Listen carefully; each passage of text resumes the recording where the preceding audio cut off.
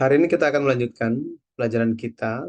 Ini sebenarnya lebih kepada kesimpulan dari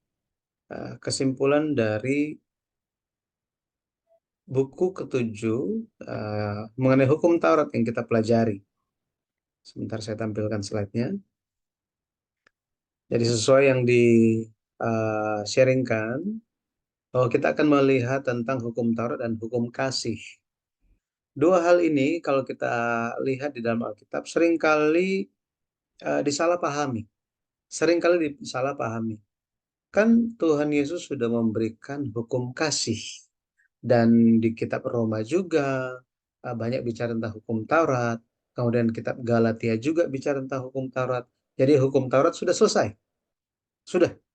Sekarang yang penting apa yang Yesus firmankan itu yang terpenting. Nggak usah lagi, nggak penting lagi itu hukum Taurat. Jadi kita pegang perjanjian baru saja. Nah ini sering menjadi hal yang sering disalahpahami. Mari kita lihat dulu. Jadi hari ini kita akan bicara mengenai hukum Taurat dan hukum kasih. Kita akan perhatikan firman Tuhan di Matius 22. Matius 22 ayat 35. Kita akan lihat sampai ayatnya yang ke 40. Sampai 40. Ya. Jadi kita akan lihat bersama-sama. Mulai dari ayat 35 kita akan lihat. Matius 22 ayat 35, dan seorang dari mereka, seorang ahli Taurat, bertanya untuk mencobai dia. Guru, hukum manakah yang terutama dalam hukum Taurat? Jawab Yesus kepadanya, kasihilah Tuhan Allahmu dengan segenap hatimu, dan dengan segenap jiwamu, dan dengan segenap akal budimu. Itulah hukum yang terutama, dan yang pertama. Dan hukum yang kedua yang sama dengan itu ialah, kasihilah sesamamu manusia seperti dirimu sendiri. Pada kedua hukum inilah tergantung seluruh hukum Taurat dan kitab para nabi. Nah, jadi kita telah melihat bersama-sama mengenai uh, 10 hukum dan bagaimana ternyata masing-masing perintah itu bukanlah tentang cerita lama, bukanlah hal-hal yang diterapkan hanya kepada orang Israel ribuan tahun yang lalu, tetapi ternyata hukum-hukum tersebut masih berlaku sampai hari ini. Mengapa demikian? Karena karena pelanggaran-pelanggaran yang sama masih ada hari ini. Nah, ini. Jadi kan kita lihat ada hukumnya. Berarti kan ini menjaga atau membatasi peraturan tentang pelanggaran-pelanggaran apa saja. Nah, pelanggaran-pelanggaran ribuan tahun yang lalu ternyata hari ini masih ada. Masih ada. Masih ada dusta, masih ada perzinahan secara rohani maupun secara jasmani. Masih ada yang namanya tidak menghormati orang tua. Jadi kita telah lihat perluasan-perluasan dari hukum-hukum itu sehingga ternyata masing-masing perintah itu, perintah pertama sampai ke 10 itu sungguh ajaib. Mengapa demikian? Karena waktu itu ketika 10 perintah itu diberikan, hukum Taurat itu diberikan, orang Israel itu mereka apa ya? Perintah-perintah ini sebenarnya praktis dilakukan, praktis diterapkan waktu masuk tanah Kanaan. Jadi mereka itu sedang dilatih menjaga hukum-hukum, tata cara, peraturan yang nantinya menjadi melatih mereka, menguji mereka untuk menjadi umat tanah perjanjian. Jadi mereka dilatih itu bukan pas di dalam tanah perjanjian, melainkan apa? Sebelum masuk tanah perjanjian. Karena yang akan masuk ke dalam tanah perjanjian itu eh, jangan di tanah perjanjian nggak boleh ada dosa perzinahan, nggak boleh ada dosa penyembahan berhala. Nah, ini kita bisa bayangkan kalau kita bisa lihat di dalam sejarah Israel apa yang terjadi ketika orang Israel itu tinggal di tanah janji. Mereka menjaga peraturan-peraturan kan? Tetapi ketika mereka tidak menjaga aturan-aturan itu, maka tanah itu memuntahkan mereka. Jadi mengusir mereka. Pada akhirnya orang Israel, kalau kita lihat, mereka pernah dibuang ke Babel, betul ya? Pernah dibuang ke Babel. Kemudian setelah tahun 70 Masehi, orang Israel itu diusir dari tanah mereka. Baru kembali lagi dan resmi menjadi negara itu sekitar 1900 tahun setelah mereka mereka diusir tahun 70 Masehi itu, mereka kembali lagi menjadi suatu bangsa. Itu kan baru di tahun 1948. Bahkan orang Indonesia merdeka duluan. Jadi kenapa hal tersebut terjadi? Karena mereka tidak menjaga hukum Taurat. Sama seperti itu, kita semua adalah umat perjanjian. Di dalam Yesus Kristus, kita menjadi keturunan Abraham. Tanah yang dijanjikan bagi kita adalah kerajaan surga. Tetapi perlu untuk kita tahu aturan-aturan ini, sifat-sifat yang perlu dimiliki, karakter yang perlu dimiliki oleh penduduk kerajaan surga, warga kerajaan surga. Jika kita masih memiliki dosa, pelanggaran di kerajaan surga, nah itu tidak bahkan mungkin terjadi. Bahkan untuk masuk pun nggak bisa. Benar kan? Nggak bisa. Makanya sangat ajaib bagaimana 10 perintah. Masing-masing perintah ini dijelaskan bagi kita. Dan pendeta Abraham Park yang menulis buku seri Sejarah Penebusan, dia mengatakan bahwa dia mengumpamakan 10 perintah itu seperti jantung. Seperti jantung. Apa maksudnya jantung ini? Jantung ini memompa, ya, memompa darah supaya bisa tersebar ke seluruh tubuh. Sama seperti itu, 10 perintah ini merupakan sumber dari semua firman Allah. Sumber dari semua firman Allah. Jika di perjanjian lama kita ada namanya 10 perintah yang merupakan sumber dari firman Allah. Firman yang menjadi dua bagian, menyangkut hubungan dengan Allah dan menyangkut hubungan dengan sesama manusia. Em, saya nggak tahu apa kita pernah belajar tentang doa Bapa kami. Belum ya? Belum ya? Doa Bapa kami, kalau kita lihat, itu pun merupakan pusat dari atau sumber dari doa-doa kita. Kalau kita perhatikan, doa-doa kita itu ter, berakar, bermulai dari doa Bapa kami. Dan di dalam doa Bapa kami pun itu dibagi menjadi dua bagian. Hubungannya dengan Tuhan dan hubungan dengan sesama. Jadi ini memiliki uh, pola yang sama, pembagian yang sama. Dan nanti dalam kesempatan kita bisa bicara mengenai doa Bapa kami ini, ya. Nah, maka kalau kita lihat fondasi dari semua firman Tuhan yang menghidupkan, yang menjadi sumber kehidupan dari umat perjanjian, dari manusia, itu adalah 10 perintah. Dari 10 perintah ini, kalau kita lihat, mengalir semua firman-firman yang dicatat di dalam perjanjian lama dan perjanjian baru. Maka kalau kita lihat, jika kita perjanjian lama dan perjanjian baru itu dirangkum, dipadatkan, itu kita bisa menemukan 10 perintah. Ya, 10 perintah. Dari dalam 10 perintah ini, muncullah rincian hukum Taurat. Muncul rincian hukum Taurat. Dan orang-orang Yahudi, ya, orang-orang Yahudi Ortodoks, itu mereka menggolongkan rincian hukum Taurat itu ke dalam 613 poin. Ya, ini jadi uh, mereka melihat 5 kitab Musa atau Pentatuk, gitu ya, 5 kitab Musa atau Pentatuk. Mereka lihat rinciannya, dan mereka bagi menjadi 613 poin. Nah, kita akan lihat hari ini tentang eh, apa namanya, tentang hukum Taurat dan hukum kasih secara khususnya gitu ya. Tapi mengenai 613 poin ini, orang Yahudi, rabi-rabi itu mereka menggolongkan menjadi dua lagi.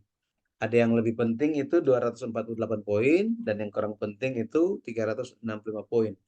Karena poinnya ini terlalu banyak, kita nggak usah melakukan pendekatan seperti orang Yahudi gitu ya. Ini banyak sekali ini. Eh, tetapi yang penting kita tahu bahwa oh, orang Yahudi melihatnya seperti apa. Ada yang lebih penting dan ada yang kurang penting. Nah, karena ini menjadi latar belakang pembacaan kita hari ini. Jadi ada seorang, dikatakan seorang apa? Siapa yang bertanya? Saya ingat siapa yang bertanya? Ya, dikatakan bahwa ahli Taurat.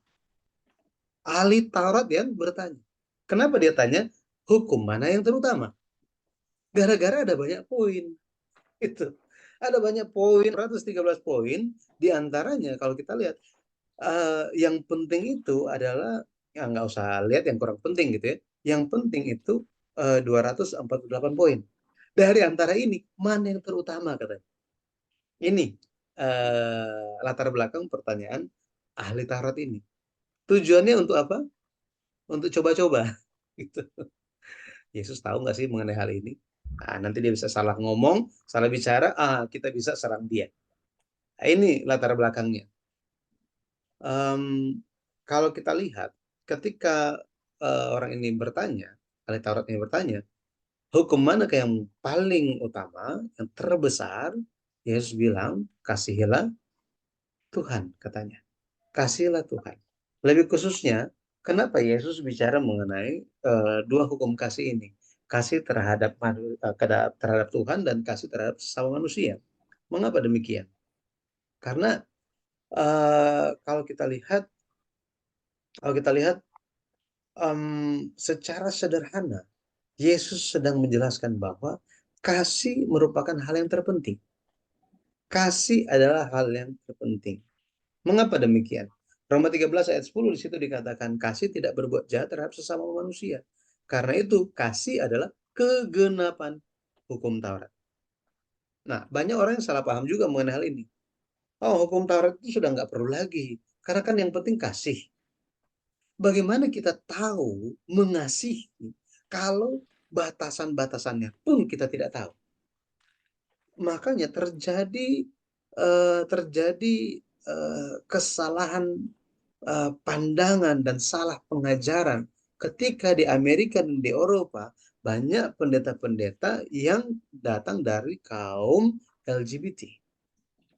Mereka datang dan tampil, mereka bilang apa? Kan yang terpenting kasih. Yesus menekankan kasih. Jadi biarlah kita saling mengasihi. Hukum Taurat itu udah nggak perlu lagi. Sodom dan Gomora itu bukan aturan lagi. Hukum Taurat itu udah lepas. Nggak ada lagi aturan-aturan yang mengikat secara jasmani. Yang penting kasih, yang penting perasaan, yang penting kasih. Makanya itu warna pelangi itu menggambarkan perbedaan tetapi menjadi satu, dan pelangi itu datang dari Tuhan, saudara. Jadi jangan usah nggak usah lihat lagi itu batasan, oh jangan begini, jangan begitu. Yang penting kasih. Yang kita anggap benar, lakukanlah itu.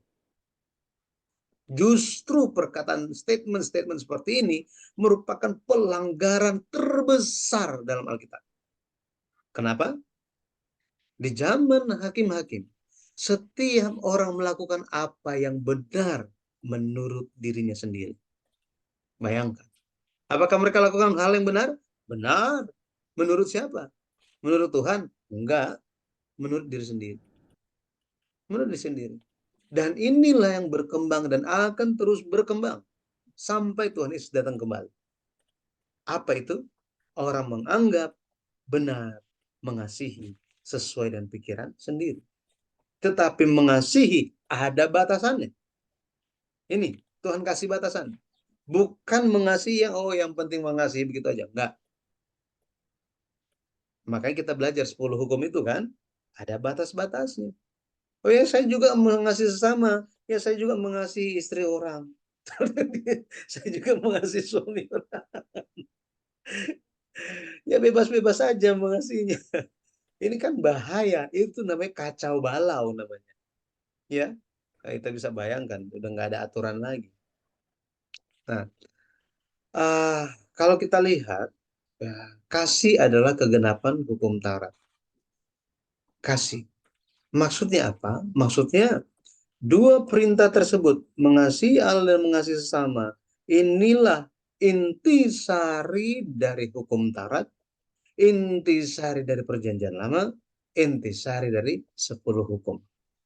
Matius 22 ayat 40 di situ dikatakan, pada kedua hukum inilah tergantung seluruh hukum Taurat dan kitab nabi-nabi. Nah, di sini ada kata tergantung, bahasa Yunaninya kremanuimi. Kremanuimi artinya menggantungkan, bersandar atau bergantung. Ibu-ibu biasa tentang hanger ya, betul ya, hanger atau foto ya kita taruh di dinding. Kalau zaman dulu kalender kita masih taruh di dinding kan. Kalau zaman sekarang sudah ada di meja Handphone. ya, di handphone juga. Tetapi kalau kita lihat seperti halnya hanger itu, nah hanger itu adalah dua hukum kasih. Ini hanger, mengasihi Allah dan mengasihi sesama. Di atas atau pada dua hukum ini, pada hanger ini, tergantunglah semua ini hukum Taurat dan kitab para nabi. Ini ya, ini ayat-ayatnya nanti bisa dilihat penjelasannya. Lukas 23 ayat 39, Kisah 5 ayat 30, Kisah 10 Tolong ayat cantumin ayat-ayatnya dong, Pak. Sorry. udah lewat. Ya, ini saya otomatisnya ini belum dimatikan jadi dia jalan dengan sendirinya. Nah, oke. Galatia 3 ayat 13. Ini bicara mengenai bahwa ternyata ketika kita menyatakan kita mengasihi Allah, berarti kita tidak ada Allah yang lain. Di hati kita jangan ada yang lain. Bahkan di hati kita nggak boleh mengasihi suami lebih besar daripada mengasihi Allah. Sehingga ya ada juga gitu ya, ada juga yang sangat ekstrimnya bilang, Pak, sorry ya, memang saya mengasihi kamu, tetapi saya mengasihi yang lain lebih daripada kamu. Waduh, langsung stres suaminya. Loh, maksudnya apa? Jadi selama ini saya lebih mengasihi ini daripada kamu. Waduh, udah pusing dia, udah mau pingsan. Saya lebih mengasihi Yesus daripada kamu. Jangan nanti suami salah paham mengenai hal ini gitu ya. Jadi mengasihi. Kalau kita lihat kata tergantung, kremanuimi, ini pun mengandung arti prinsip atau peraturan yang mendasar. Prinsip atau peraturan yang mendasar. Maksudnya apa? Maksudnya di dalam hukum kasih yang Yesus ajarkan, benar-benar aturan moral, aturan secara jasmani itu telah dirangkumkan, telah dipadatkan dalam bentuk hukum kasih. Dengan arti apa? Dengan arti ketika kita beribadah, kita mengasihi Allah. Itu jangan sampai kita melakukan ibadah kita sambil kita memikirkan urusan-urusan kita. Ini jangan. Melainkan kita harus beribadah dengan sikap hati yang mengasihi Allah. Makanya minggu lalu ketika saya berkhotbah di Malang, saya bilang, Bapak Ibu, jangan sampai kita datang beribadah itu hanya karena simpatisan saja, hanya menjadi pengunjung saja. Jangan ada motivasi yang lain ketika datang beribadah. Itu hukumnya, wah itu bisa kena kutuk. Mari kita datang beribadah, bukan gara-gara dipaksa, tetapi karena kita mengasihi Yesus. Itu. Jika kita beribadah dengan motivasi yang lain, tidak akan ada hal yang baik yang datang kepada kita. Biarlah kita datang beribadah karena kita mengasihi Allah. Selain daripada itu, wah, kita bisa kena kutuk.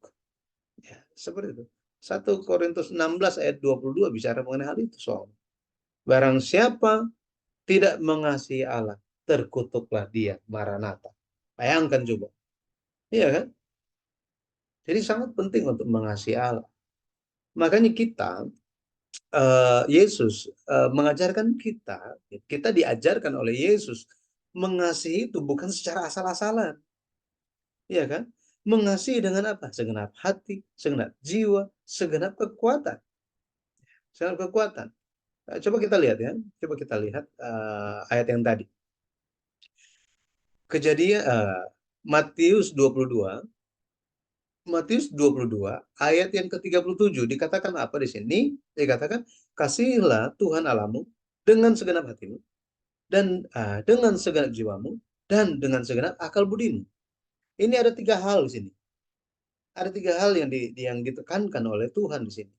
Dengan hatimu, hatimu. Jadi dengan hati kita menunjuk kepada bagaimana kita itu merasakan Tuhan. Perasaan kasih kita, sayang kita kepada Tuhan. Tetapi bukan hanya secara emosional, tetapi dengan pemahaman kita. Ini, dengan jiwa kita, hidup kita, jiwa kita, dan akal budi kita. Akal budi. Jadi ketika kita mengasihi Allah, benar-benar kita harus mengasihi secara keseluruhan diri kita. Manusia itu kan tubuh, jiwa, dan roh, benar ya? Tubuh, jiwa, dan roh. Nah, tiga hal ini adalah elemen dari seorang manusia.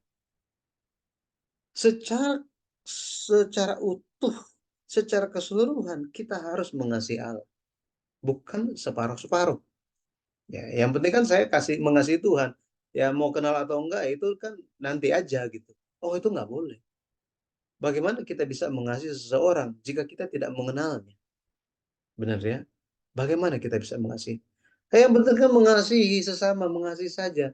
Nggak perlulah terlalu detail. Jangan. Lakukanlah itu. Kita kenal, tidak kenal. Tetapi kita benar-benar melakukannya karena Tuhan. Itu. Nah, makanya banyak orang yang lebih mengedepankan perbuatan dibandingkan pengenalan. Nah ini. Memang iman tanpa perbuatan adalah mati. Tapi perbuatan tanpa didasari iman itu namanya sosial. Betul kan? Bukan perbuatan iman, itu sosial. Orang yang tidak percaya itu lakukan itu. Orang Buddha jauh lebih hebat dari orang Kristen dalam hal sosial. Nah, itu fakta di lapangan. Makanya perbuatan kita haruslah didasari oleh iman.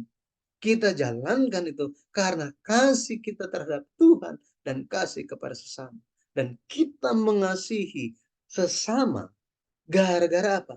Kita mengasihi dengan segenap hati kita, segenap jiwa kita, dan dengan segenap akal budi kita. Oh ya, saya mengasihi Tuhan ya karena hati kita, karena hati saya.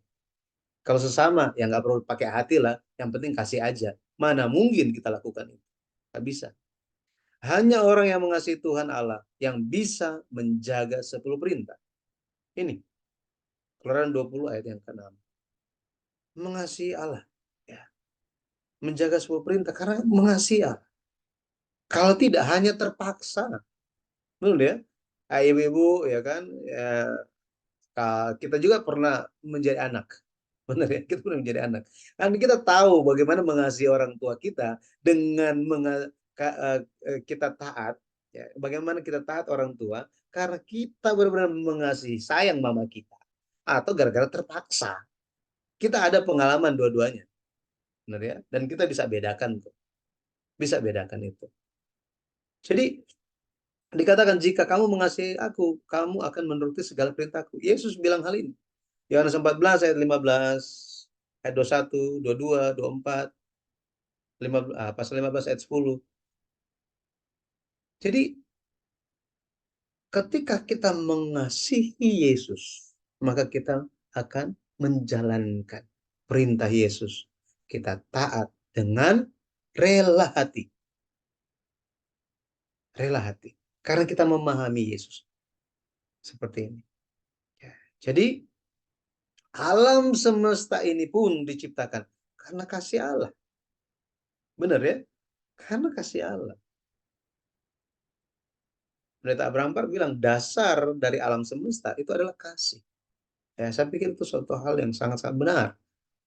Tanpa kasih, waduh, bagaimana Allah menciptakan semuanya? Alam semesta itu ada tujuannya untuk manusia. Jadi tidak ada yang bisa kalau kita lihat di alam semesta ini ada ketegasan dan sangat keras hukum prinsip prinsip alam semesta. Maksudnya apa? Contohnya begini. Contohnya em, matahari itu harus tetap di posisinya, jangan berpindah-pindah. Ini hukum yang sangat tegas, benar ya? Bumi harus berputar sesuai dengan kecepatan yang konsisten. Jika tidak, jika itu melanggar hukum dasar ini, prinsip dasar ini, maka amburadul semuanya. Ya, semua bintang-bintang dan lain-lain semua pada tempatnya karena ada hukum yang telah diterapkan bagi mereka. Makhluk hidup, ya, makhluk hidup ada sampai hari ini itu gara-gara prinsip yang tegas itu. Sangat keras itu. Tuhan tegaskan kepada alam semesta. Harus teratur. Teratur. Tetapi ya jika hukum-hukum itu ya semua hukum semua prinsip yang sangat tegas tersebut tidak ada hukum yang lebih tinggi yaitu hukum kasih maka sia-sia semuanya. Betul ya? Makanya apakah yang bisa apakah yang bisa atau pertanyaannya apa yang lebih tinggi dari penghakiman Tuhan? Apakah ada yang lebih tinggi dari penghakiman Tuhan? Ini betul kan? Apakah ada? Ya. Jika kita kita bersalah, kita melakukan pelanggaran di depan di depan hakim, ya kan? Di depan hakim yang ikut aturan apa adanya, yang sangat mengikat dan sangat tegas. Apakah ada yang bisa bisa melebihi otoritas dari hakim itu? Yang bisa lebih tinggi dari otoritas hukum yang mengikat? Yang di otoritas yang dimiliki oleh hakim itu? Dia ada hak untuk menghakimi kan? Tetapi dia juga ada hak untuk kasih grasi. Ini kasih grasi. Benar ya? Tidak jadi dihukum. Dari sudut pandang kekristenan, dari sudut pandang Alkitab, dari sudut pandang Tuhan, itu adalah apa? Belas kasih Tuhan. Belas kasih Tuhan itu yang paling tinggi dari penghakiman Tuhan. Tuhan bisa menghakimi? Ya, bisa. Tetapi dia juga ada belas kasih. Ketika kita menerima belas kasih Tuhan, maka hukum apapun itu sudah tidak perlu dilihat. Betul kan? Nggak perlu dilihat lagi. Makanya kita bersyukur Allah kita adalah Allah yang penuh kasih. Disinilah kita bisa menghargai ayat hafalan satu dunia. Yohanes 3 ayat 16. Karena begitu besar kasih Allah. Wah, luar biasa kasih.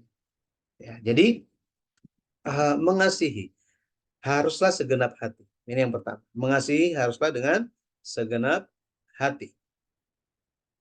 Inilah kita harus mengasihi Allah, gitu ya. Bagi kita manusia, manusia itu diciptakan hanya untuk melayani Allah, hanya untuk memuliakan Allah. Inilah manusia. Jadi ada tujuan manusia itu diciptakan, yaitu untuk memuliakan Allah, untuk melayani Dia. Tetapi kalau kita lihat manusia yang seharusnya diciptakan Allah untuk mengasihi Allah, melayani Allah, artinya mentaati Allah, benar ya, menaati Allah. Justru mereka lupa firman Allah, ya. Mereka tidak mengasihi Allah dengan segenap hati. Buktinya apa? Mereka tidak menganggap Allah itu sehingga mereka lupa firman-Nya, mereka hanya lakukan apa yang mereka mau. Ya memang karena ada trigger godaan, memang. Tetapi kita bisa lihat dan kita bisa belajar bahwa tanpa Yesus di dalam hati kita, tanpa firman di dalam hati kita, maka akan sangat sulit untuk mengasihi dan mentaati Allah. Itu sebabnya kita perlu menghargai firman Tuhan. Kita perlu memegang firman. Ya, setiap hari kita perlu hal ini. Makanya dikatakan jangan mendua hati. Kita pernah dengar ya, jangan mendua hati. Kapan kita bisa menaklukkan iblis setan ini? Ya, iblis setan ini kita bisa taklukkan ketika kita mengasihi Allah dengan segenap hati. Bahwa apa? Di dalam hati kita memang hanya ada Tuhan saja. Saya bertemu dengan, saya kunjungi seorang ibu, sudah sekitar umurnya mungkin sudah sekitar 68 tahun gitu ya. Dan dia, saya tanya, gimana keluarga ibu? Gimana ibu? Oh ya, suami saya sudah tidak ada lagi. Loh, maksudnya tidak ada lagi gimana? Saya sudah pisah sejak anak-anak kecil. Oh, kenapa? Apa yang terjadi? Saya tanya. Ya, karena awalnya memang dia dari seberang, dia menjadi Kristen, ikut Yesus, menikah, kemudian dapat anak-anak, lahir semuanya. Setelah anak-anak lahir, masih kecil-kecil, tiba-tiba dia mau kembali lagi. Saya bilang, saya tidak bisa meninggalkan dan mengabaikan juru selamat, Yesus yang menyelamatkan saya. Saya akan memilih Yesus dibandingkan saya akan memilih kamu. Benar. Suaminya akhirnya tinggalkan dia dengan keempat anaknya itu. Ya, jadi mulai saat itu dia ajarkan kepada anak-anaknya, jika kalian bekerja, jangan bekerja untuk harta dunia, tetapi bekerjalah untuk harta sorga. Jangan fokus karena harta dunia ini hanya sementara sifatnya. Ya, Yesuslah harta yang terbesar itu. Wah, saya bilang, justru saya mau kunjungin berdoa, saya dapat nasihat yang luar biasa. Ya, sangat-sangat luar biasa.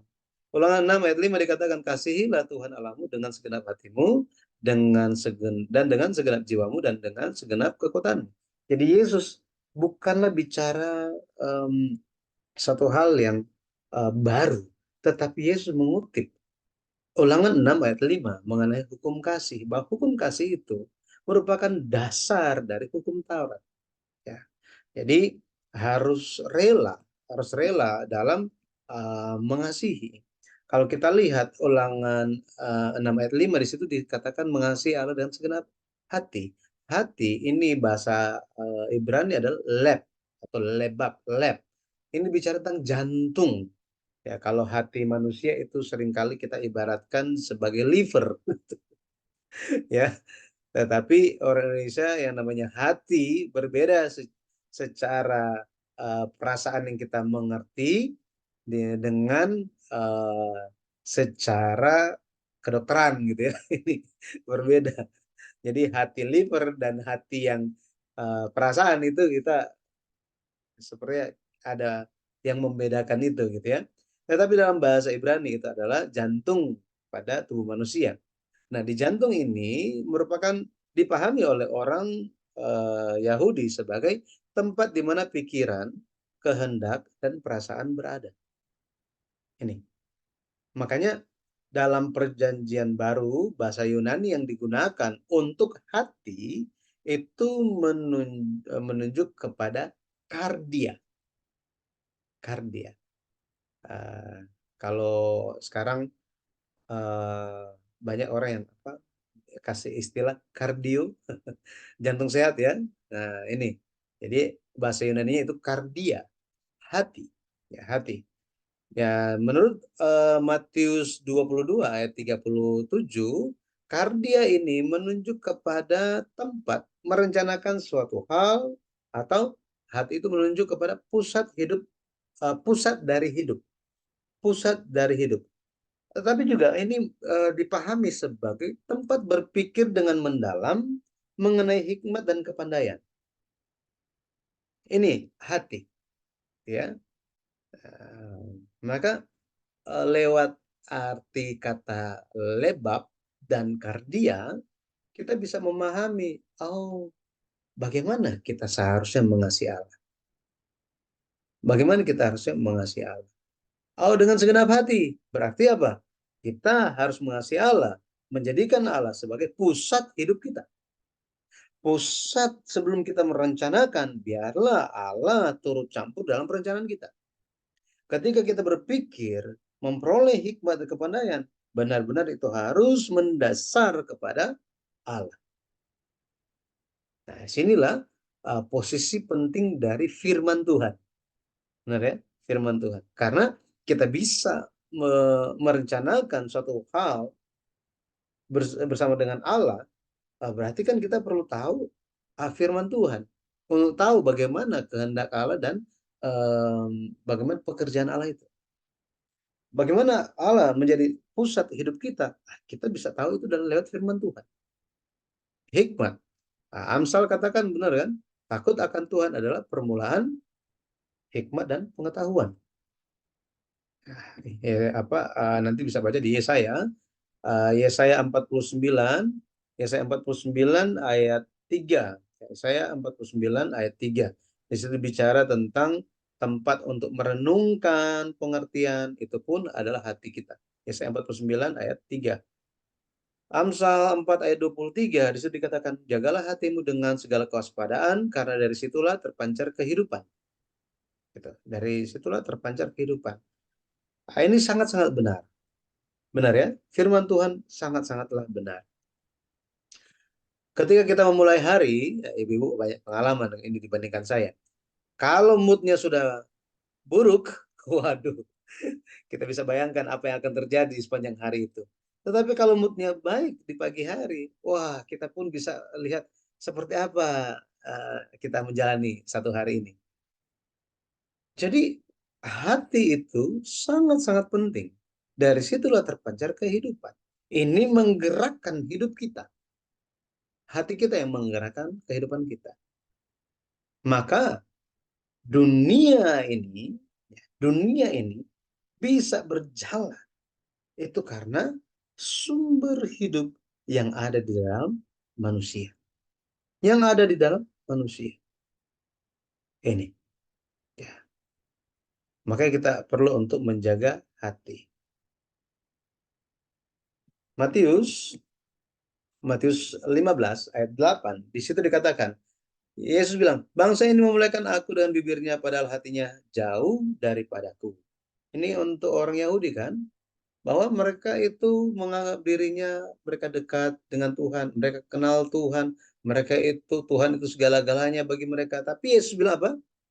Oh ya, kamu memuliakan Tuhan, ya, tetapi hanya di bibir saja. Hatinya jauh. Ya, hatinya jauh dari Tuhan. Karena apa? Mereka hanya menghormati Allah menurut kebiasaan saja. Hanya adat istiadat saja. Hanya lakukan tetapi tanpa hati. Makanya ayat yang ke-9 Yesus bilang apa? Percuma mereka beribadah kepadaku. Sedangkan ajaran yang mereka ajarkan ialah perintah manusia. Perintah manusia. Loh, maksudnya perintah manusia ini perintah yang mana? Ya kan? Perintah yang mana? Jadi ingat tadi ada 613 poin hukum Taurat. Nah, ini pun dirinci, makin rinci. Akhirnya ada muncul kebiasaan-kebiasaan dan diterapkan sebagai adat istiadat. pada akhirnya mereka sudah tidak melihat poin-poin hukum Taurat, mereka sekarang hanya lihat budaya saja, kebiasaan dan adat istiadat saja. Nah, ini pun sama. Nah, ini menjadi tantangan dari gereja-gereja dan umat Kristen bahwa apa, ibadah itu hanya menjadi suatu kebiasaan saja. Saya di sini saya bertemu dengan mahasiswa-mahasiswa banyak yang merantau. Saya ngobrol dengan mereka, saya tanya, pergi ke gereja mana? Oh, pergi ke gereja ini. Oh, di sana melayani atau gimana? Ya, cuma datang saja. Terus saya bilang begini, hmm, ya yang penting itu ya, hari Minggu nggak ada rasa bersalah gitu ya. Yang penting sudah ke gereja. Iya, anak muda jujur. Nah, itu saya bilang, ya jangan. Jangan begitu. Kita datang hari Tuhan itu, datang ibadah. Jangan hanya kayak, ya kalau nggak datang kayaknya ada rasa yang kurang gitu. Oh, rasa bersalah gitu. Jangan. Jangan. Datanglah ke gereja, datanglah beribadah karena mengasihi Tuhan. Seperti itu. Datanglah untuk melayani. Gitu ya. Ya susah, gimana mau melayani di situ? Udah nggak ada kesempatan untuk melayani, udah full semuanya. Saya bilang datang ke gereja saya aja. Saya kurang orang. Saya bilang. Ya. Tapi saya bilang kepada mereka, anak muda harus jangan turun semangatnya. Jangan turun semangatnya. Jika kalian datang beribadah, datanglah benar-benar karena kalian mengasihi Tuhan. Ya. Minta bergabunglah dengan organisasi gereja dan layanilah, gitu ya. Itu kan kalian bebas pergi kemana saja, silakan. Tetapi jangan pernah lupa untuk semangat itu bisa turun loh. Saya bilang, semangat itu bisa turun, ya. Jadi tetap layanilah Tuhan. Jadi Tuhan meminta pada kita hati yang terbaik, hati yang seluruhnya, hati yang tadi segenap katanya, secara keseluruhan, ya, keseluruhan. Oke. Okay. Mazmur 138 ayat 1, Amsal 3 ayat 5, Amsal 23 ayat 26, Yeremia 29 ayat 13. Jadi ini pun kita bisa pahami bahwa apakah Tuhan itu apakah Tuhan itu serakah? Apakah Tuhan itu cemburuan sedemikian rupa seperti yang salah dipahami oleh banyak orang? Nah ini, banyak juga hamba Tuhan atau orang Kristen yang salah paham. Wah, Allah, Tuhan kita itu cemburunya luar biasa. Waduh, itu luar biasa itu cemburunya. Nah, terus disamakan dengan suami yang cemburuan, istri yang cemburuan. Nah, ini salah paham. Ya, salah memahami firman Tuhan. Allah yang cemburu ini menunjuk kepada kedisiplinan untuk manusia melihat bahwa di luar Allah itu kita hanya di luar Allah itu kita tidak akan hidup. Itu. Jadi cemburu Allah itu didasarkan oleh kasih yang membar, bukan kasih yang emosian dan membabi buta. Beda dengan cemburunya manusia.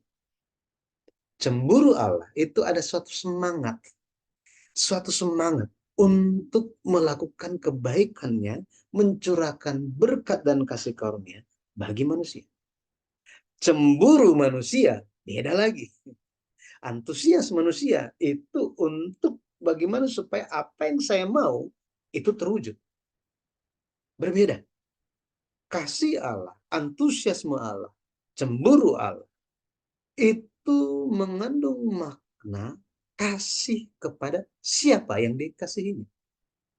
Itu sebabnya kita bisa paham bahwa mengasihi Allah dengan segenap hati berarti kita pun kita pun ingin memberikan yang terbaik untuk Tuhan.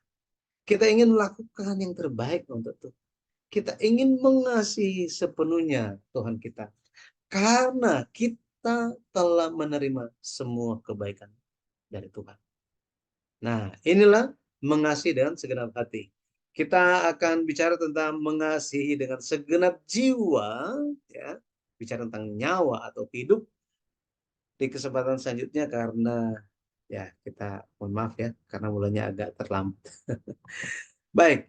Jadi kita sampai di sini, kita akan sambung dalam kesempatan selanjutnya tentang mengasihi dengan segenap jiwa dan segenap akal budi. Nah, kita akan lanjut di dalam kesempatan selanjutnya. Ada yang mau ditanyakan sampai di sini? Apakah bisa dipahami?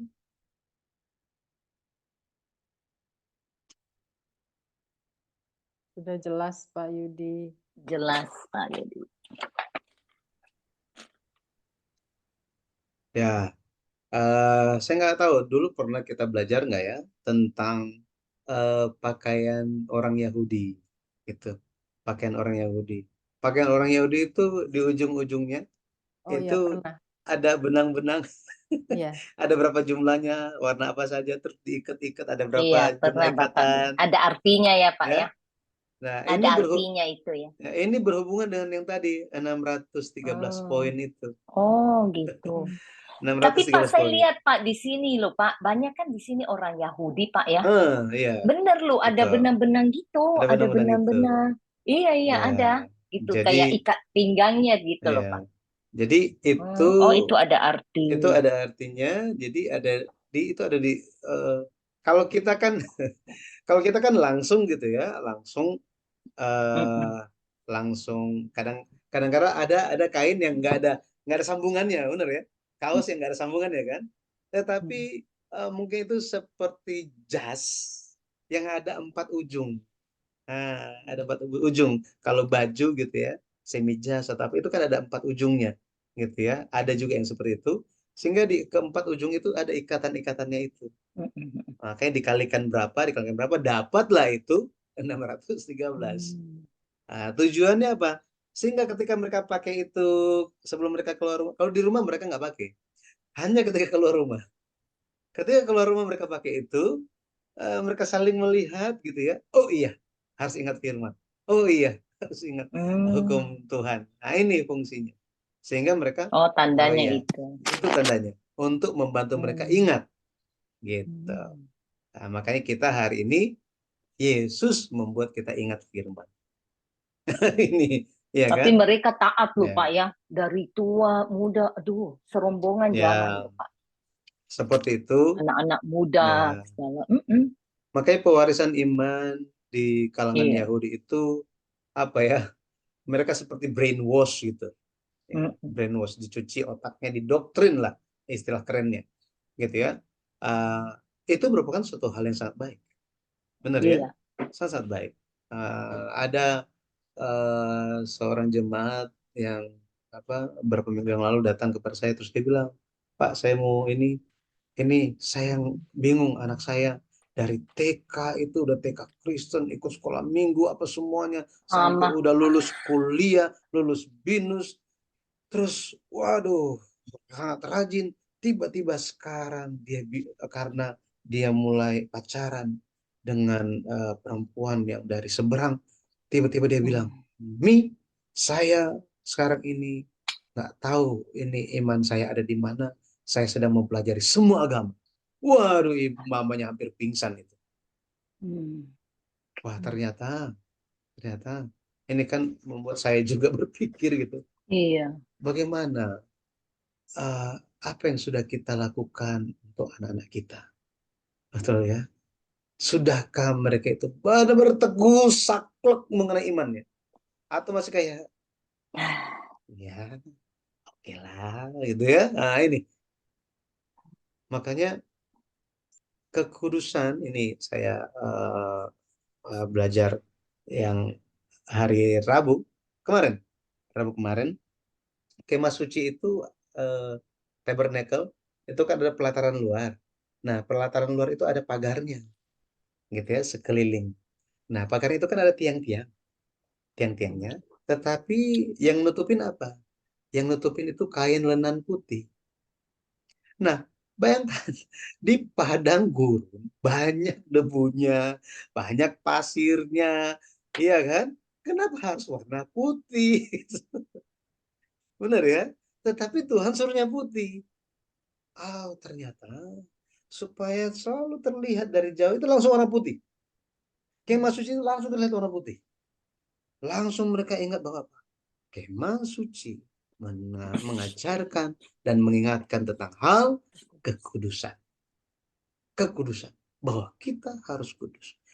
Pagar dari kemah suci, pagar dari jemaat kudus, pagar dari gereja, itu adalah kekudusan. Kita bisa menang atas setan iblis dengan ya tadi itu. Ya kan? Dengan kekudusan itu. Ketaatan kepada firman Tuhan. Hanya itu saja. Dengan mengasihi Tuhan dan segenap hati kita. Tanpa itu, kekudusan itu tidak ada. Ya berarti kalau nggak kudus, ya berarti kan udah di luar. Benar ya? Sudah di luar. Nah ini suatu hal yang saya ya memang pagar ini kadang-kadang kebablasan gitu ya. Dan pagar ini juga seringkali bagi orang tua itu kesulitan, apalagi sekarang zamannya sudah sangat maju, sudah sangat modern, sehingga pagar ini pun sering apa ya menjadi suatu hal yang sulit untuk dipahami oleh generasi sekarang, ya pagar ini, yang namanya kekudusan ini. Nah, makanya sangat penting kita untuk mendoakan dan mengajarkan, mengingatkan untuk anak-anak kita, ya supaya mereka benar-benar tetap ingat Tuhan Yesus, tetap ingat orang tua yang telah mengalami banyak pekerjaan-pekerjaan besar. Oke, baik. Ada hal yang lain mau disampaikan? Tidak ada? Nggak ada. Baik. Oke. Kalau gitu mari kita berdoa. Bapa di sorga, terima kasih Engkau telah campur tangan dalam kehidupan kami. Dengan firman hidupmu, benar-benar Engkau intervensi dalam hidup kami. Kehidupan iman kami, Engkau tetap bekali. Bahwa dengan firman hidupmu, Roh Kudus bekerja di dalam kami, mengingatkan kami setiap firman-Mu, sehingga kami pun bisa menjalani kehidupan hari demi hari, sambil ingat jalan-jalan Tuhan, jalan-jalan firman.